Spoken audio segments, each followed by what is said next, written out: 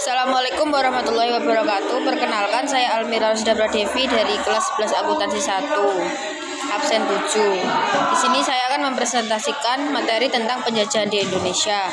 Masa pemerintahan Republik Batavia pada tanggal 9 Januari 1795, berdiri Republik Batavia.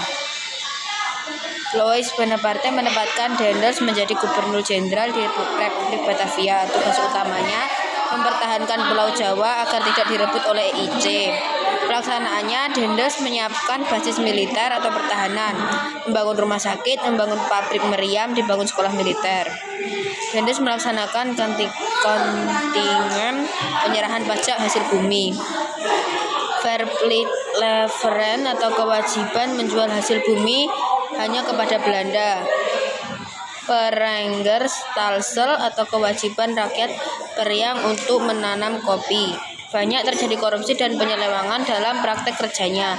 Pemerintahan Daendels berhasil karena dituduh korupsi, kemudian dipulangkan ke Prancis dan diganti oleh Jansen. Jansen tidak sehebat Daendels dan kemudian diserang oleh EIC. Terjadilah perjanjian kapitulasi Tuntang, penyerahan wilayah Indonesia kepada EIC.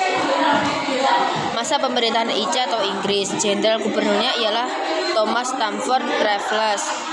Kebijakannya adalah membagi Jawa dan Madura menjadi 16 karasidenan, membentuk badan pengadilan, para bupati menjadi pegawai kolonial, menghapus sistem perbudakan. Kebijakan dari Daendels dihapus dan diganti dengan sistem sewa tanah. Karena Raffles tidak sukses dalam memimpin Indonesia, sehingga Indonesia kembali dijajah oleh Belanda. Sesuai hasil Traktat London tahun 1814, EIC menyerahkan Indonesia kembali ke Belanda tahun 1919, dipimpin oleh kembali dijajah Belanda. Sesuai hasil Traktat London, pada tahun 1814 EIC menyerahkan Indonesia kembali ke Belanda. Tahun 1919 dipimpin oleh Jenderal Baron van der Kempelen. Kebijakannya sistem presiden tetap dipertahankan. Sistem juri dan peradilan dihapus. Bupati kembali menjadi pengusaha feodal. Desa menjadi pemungut pajak dan hasil bumi, memberikan peluang kepada pengusaha untuk menanam modal di Indonesia.